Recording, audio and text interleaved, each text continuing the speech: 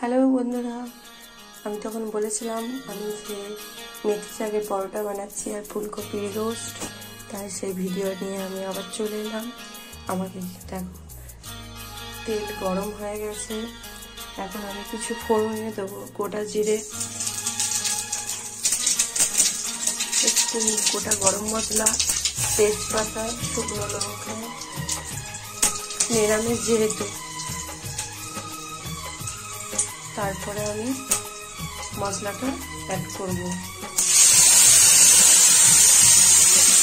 এখানের মধ্যে মশলাতে ছিল পোস্ত, মগজ বাটা, টমেটো বাটা, টক দই, কাশ্মীরি রেড চিলি পাউডার, জিরে গুঁড়ো, ধনে গুঁড়ো, সামান্য চিনি। এই মশলাটা এখন একটু কষাবো। এই পাশে রাখি ফুলকপি, ক্যাপসিকাম, মটরশুঁটি নুন দিয়ে তেল দিয়ে ভেজে রেখেছি। হলুদটা দিন যেহেতু সাদা সাদা ব্যাপার আসবে। অনেকে কাজু বাটা দেয়, আমার সাথে কাজু ছিল না, কাজু দিতে পারিনি। এখানে মশলাটা কষানো হলে আমি ফুলকপিটা দিয়ে দিতে পারবো। তারপর পরোটা হবে, আমাদের সাথে পরোটাটাও শেয়ার করবো। ওগুলো আমি দুপুরের সময় ময়দাটা মেখে রেখেছিলাম মেথি শাকের পরোটা করবো বলে।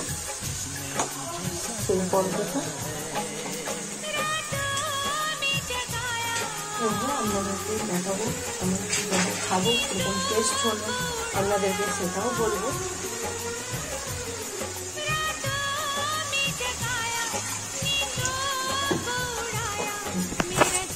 আমার তো ফোন ধরার লোক নেই, ছেলে পড়াশোনা করছে আর আমি একা, শাশুড়ি মা টিভি দেখছে, এখন ফোন ধরতে পারবেন না,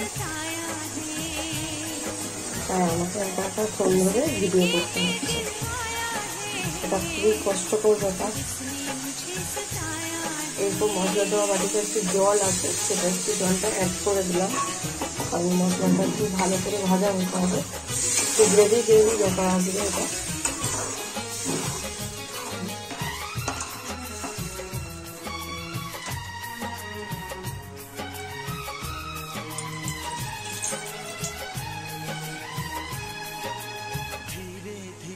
पास आ रही है, फिर क्यों मुझसे दूर जा रही है, शायद उसकी ये एक अदा है, वो क्या जाने जान जा रही है, जीना भी भुलाया, दीवाना बनाया,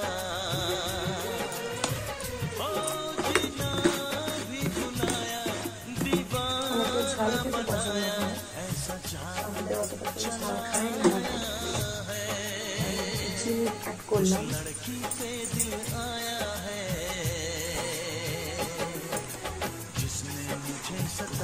শীতকালে ফুলকপি উঠে বিভিন্ন রকম সময় অনেক রান্না করে রেসিপি, সেরকম কিছু জানি না, যেটুকু জানি সেটুকুর মধ্যে চেষ্টা করলাম সবাইকে করে খাওয়ানোর জন্য।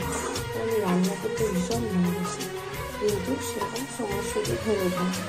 আমার নিজের পার্সোনাল কাজের জন্য আমি ব্যস্ত হয়ে থাকি।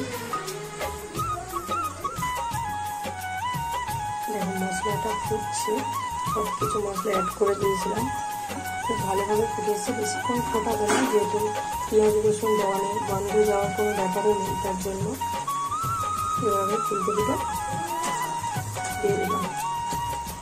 ভেজে রেখেছিলাম ফুলকপি, মটরশুঁটি, ক্যাপসিকাম,